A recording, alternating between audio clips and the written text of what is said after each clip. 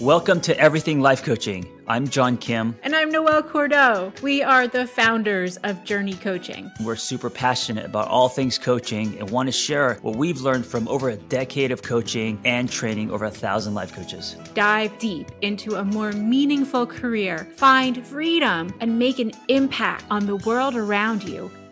Hey guys, welcome to another episode of Everything Life Coaching. Today we have a really great topic: how to handle imposter syndrome. Noelle, this is a question we get all the time from not only students, but just people around us, correct? Yes, absolutely. And it's something that I've certainly experienced in my life. How about you? Yeah, absolutely. I think it's normal. I think if you don't experience this, either you're not being honest or something is wrong. Yeah, I agree. And the statistics show that 70% of people experience imposter syndrome at some point in their lives. Mm. So 70% of people experience, is this in the workplace or just in general? In general, I think that imposter syndrome typically tends to flow from and with our concepts of work, who we are, what we do, Yeah, and that's the most common place that we experience imposter syndrome. But I think that people experience it in all different ways. In relationships, in marriages, in experiences. Joining a new gym right. or, doing anything new, really. Yeah, I mean, anytime you feel inadequacy, insecurity, if you feel that you don't belong or you're a fraud in some kind of way, this imposter syndrome definitely brightens. Yeah, it's true. And I think that this shows up for coaches, especially, which is why we're talking about it for a lot of different reasons, because coaching is an emerging field, number Hmm. one. So, what is a coach? Who can be a coach? What does a coach look like? All of that is totally up for grabs in today's marketplace. And then, secondarily, the concept of life coaches has gotten so backwards. Whenever I go to parties, in the pre-COVID days, and I said, "Oh, I'm a life coach," the first thing people say to me is, "Oh, tell me how to fix my life. Tell me what to do with my Hmm. life." And there's an assumption that I must have some sort of crystal ball, and or that I have my own life together and am therefore an example Yeah. of what someone should be doing with their time.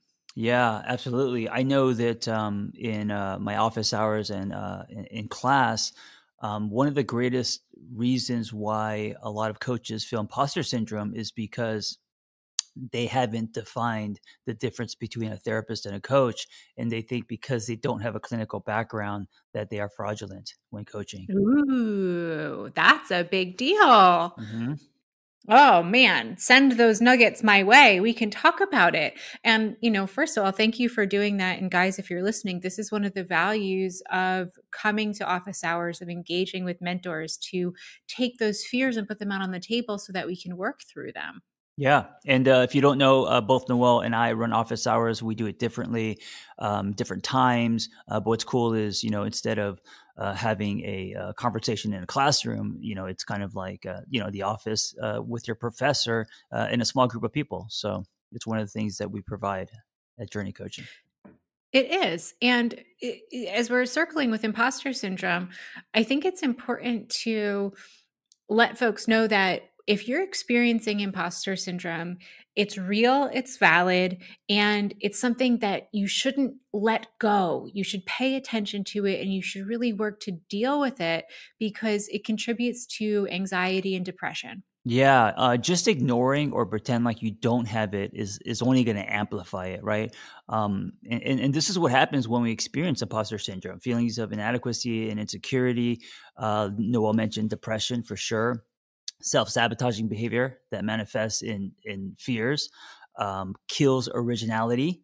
So you are, especially today with social media, you may be copying other people because you think if you copy them, then you'll feel less of an imposter, right? Slows down productivity, and Yep. folks never start. So like it actually creates a wall or a fence. Absolutely. And, this is the killer of dreams. Yeah, yeah. Basically, in a nutshell, that's what it is. It's the killer of dreams. Imposter syndrome is the killer of dreams, That's and so it has true. deep roots, and those roots lie in social construction. They could be family expectations, our relationship with education, as you mentioned with the therapeutic world, or even constructed ideas of what people who do certain jobs are supposed to look like Yeah, can really get in the way. yeah. Old definitions keep us feeling this way. Yeah. So let's start to bust some of these bubbles and let's hone in on specifically the thing that coaches and young coaches experience. Yeah. First up, coaching is still new and an emerging field. And literally, everyone in the space is truly figuring it out as they go. Yeah, absolutely. And I think that in the last few years, it's growing exponentially. It's almost like a wildfire. Where I feel like when I first started about 12 years ago, there was a light, maybe a pilot light, and it's kind of started growing. But now I feel like it's a wildfire, which I think is a great thing. Yeah, and along with that, you and I have been doing this for over 10 years. I think I'm almost at 12. You're just hmm about the same. At this exact point in time, 12 years in, do you, John, feel like you know what you're doing? No, I get butterflies. I have self doubt. I feel, like I'm crazy and all of that. But here's the thing, it doesn't stop me from doing it. I think that's the greatest difference. I think that if you have imposter syndrome, where it is actually preventing you from moving, and like what Noel was saying, if it's killing your dreams and you are not moving forward and building, then it's a problem. So for me, it doesn't stop me, but I have all those fears, of course. And I do too. I absolutely do too. And so for it shows up for us in really different ways. So for me, the thing that has been the most terrifying that I've actually I worked with a coach to get over was my fear of appearing on film. Mm. Which is really funny because that's not at all my my fear. It's the complete opposite, right? Uh, which is great because that just shows our differences, right? So Indeed. And I just wanted to be really vulnerable about that because I'm such a public person and that is something that legit terrifies me. yeah, And every time that we do a webinar or I hop on camera with folks, like I'm pacing back and forth in the background. And then yeah, once I get going and I get my flow, I feel good and I'm engaged, but it takes a minute. And so I want to validate everybody else who feels that way too. It's normal, it's natural. You're not the only one. yeah, And given that John and I are so different, this is our next point. You are good enough, and your ideas are important because they are different. mm, If we all had the same voice, the coaching space would be so weird and so boring. And we need new and diverse voices to come into this space because coaching is traditionally female and traditionally white and traditionally corporate dominated and the space needs a shakeup. So yeah. bring all of your snazzy, sparkly marbles. Let's play because we need to get this thing going in different ways. Yeah, I mean, the world doesn't need any more cardboard cutout coaches, and I No. think the double-edged sword with coaching is as it grows, as the fire spreads and more people have a genuine desire to help other people, you're going to see a lot of cardboard cutouts. You're going to see a lot of people who think this is what it looks like to be a coach, and they're going to be very safe in copying other people, but it's going to be the people that stand out and kind of color outside the lines and really lean into their discomfort and be authentically themselves. Those are the people I think that are going to change the game and also be successful. Yes, leading into discomfort and leaning into difference. hmm So let's talk about the cardboard cutouts and let's talk about the reality of what's going on. Last night, I had the beautiful experience. One of our journey coaches hosted a healing meditation, and I Mm. got to see some folks from our organization that I hadn't seen in a while. And one of the little threads of conversation that was going around is I hate social media so much. And these are people who have beautiful followings on social Yeah. media. I hate social media so much. I want to get off of it. What do you see happening in the social media space? How are people that you interface with being impacted right now?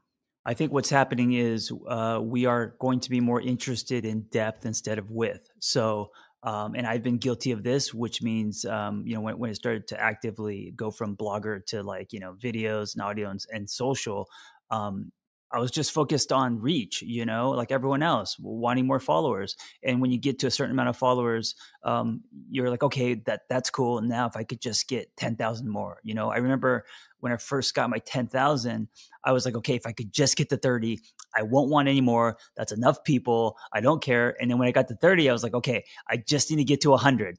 And then once I got to 100, okay, I just need to, and it's nonstop. And I think people are exhausted by that. And so now what I mean by depth is now they're interested in micro communities. They're interested in creating, whether it's online or offline. They would rather go deeper, with 100 people than have 2,000 people follow them that are just kind of looky loos. Yeah. And thank you for being so honest and transparent about this. What I'm hearing is that it's addictive, and getting into the grind and feeling that your work needs to be validated by others, by followers, by likes, um, can be really painful for the real live humans that are doing this work. And also, when we look out into the space of social media, especially looking for other coaches to signal to us, how this thing goes, when we compare ourselves to others, it kills our joy. Yeah. Yeah. Cause now we're caught up in the rat race, right? We're caught up in um, the comparison thing gets us to focus on the scoreboard, and then it strips us of the actual process and enjoyment of coaching. Yeah. And I think there's a big part of social construction that goes into the way that we unconsciously create our personas on social media. I made a really I mean, I'm all over the place on social media. There are some days where I have something to say. There are some days Hmm. where I don't. There are some days where I'm like, look, here's my dog. Um, Yeah. and it's been such a struggle and such a challenge for me to figure out how I'm supposed to show up. Right. And then there was a certain point where I took it back and I was like, you know what? I'm not actually supposed to do anything. My job is to coach my clients well and run this company. Hmm. And I'm just going to let that be Yeah. the thing, you Right. know? Right. And Uh, there's a truth and a natural I think overflow. You and also you putting your focus more on company and what you like if videos and social media kind of bring you anxiety, yes, to a certain extent you actually lean into it and there's growth there, but also it may not be your truth, meaning that may not be where you want to spend most of your time, and that's okay. Right. Yeah, and there's an inflection point there. So when we realize that we're experiencing imposter syndrome and we're looking out into the world and we're catching ourselves, and this is one of the things that coaches are trained to do, and it's really hard to turn the lens on yourself, is to catch yourself when you're comparing yourself to others, when you're Yeah. putting too much stock into the status quo. If you can get yourself to begin noticing, oh God, I feel so icky. Oh God, what is this? Then reverse it. Ask yourself, why not me? If someone, anyone in the world has ever presented a fresh idea and it's been successful, why can't you do that too? Yeah, and you have to disengage from the popularity contest, and I also get sucked into it every day. Um, I think that's why people are getting sick of social media, because it's become a popularity contest, and they're forgetting why they started this in the first place, and they're starting to go through the motions and compete with other people instead of genuinely trying to be of service and help as many people as they can. Yeah. All right. So those are the potholes. That's the things that we want to avoid, especially as coaches. Those are the things that we've seen derail people for a really long time. Let's talk about what we can do in real world terms as a coach to beat imposter syndrome. I would say number 1 for me, is, community. It's to not do it Mhm. alone. I think when you feel like an imposter and you're isolating and you're going on this journey alone, um, man, that's quicksand. Like, how that's a very slippery tunnel to fall into because you have no one else to support you and tell you otherwise, so you just kind of concave on yourself. Absolutely. And, as much as we've just decried social media, especially in pandemic times, social media is an excellent place to find community. Right, right. And I think that's the way to use it is as a tool. Find community in other people, so then you feel less alone. You realize this is normal, and then you guys hold hands and support each other and encourage each other's gifts and stories and all of that. You know. Yeah. And so if communities is a word that feels tricky for you, what we're also talking about are supportive environments in general. Hmm. Maybe that's one or two friends that are also on the coaching or entrepreneurial path. Maybe that is a mentor. Maybe that's a partner. Like John and I have been business partners for forever. Yeah. If you don't have access to an actual fully fledged community, some core intentional relationships can do a world of good for you. Yes, and this is where when you're saying all this, I'm thinking about also program. You know, if you're thinking about becoming a coach, the program you decide to get involved in, make sure it has this piece, so you are not just swimming, by yourself or holding on to this edge of the pool, but you actually are, doing backflips off the diving board and people are cheering you on and it's fun and there's community. It's one of the things that I didn't have early on in my career when I decided to help people as I felt like I was doing it all by myself. Oh yeah. And you shouldn't do it all by yourself. You don't have to. Right. That's one of the awesome things about humans is they're all over the place. Yeah. And you can connect with them. And if it feels a little bit scary at first to say, okay, I'm going to go out there and I'm going to find other people who are interested in the same things as me to surround myself with, um, finding role models is a wonderful way to dip your toe in that pool Right. and find similarities between you and somebody who's inspiring you. Yeah, I think they have that saying that yeah, you're as good at you're good as the average of the 5 people you surround yourself with. And I think there's truth to that when it comes to building a coaching practice and pursuing this career. Uh, that whoever you surround yourself, that includes, your everything from program to friends to what office hours you go to, whatever, who you learn from, all of that is going to contribute to positioning you and getting you on a path where you can push through the imposter syndrome and process through it instead of letting that, hold you down.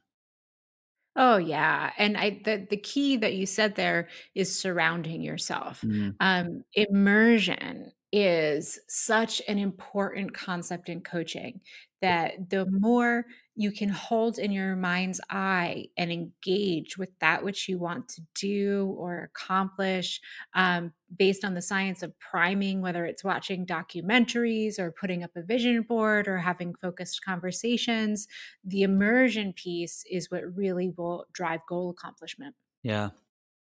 So wherever you're at in your coaching journey, you could be, 5 years in and feel imposter syndrome. Don't judge yourself, or you could be just starting this process and feel imposter syndrome. It's a normal process, and there's going to be times that you it kind of fades and then it comes back. So what's important is the environment, the structure, the people you surround yourself with, and also allowing yourself to feel it and know that it's normal.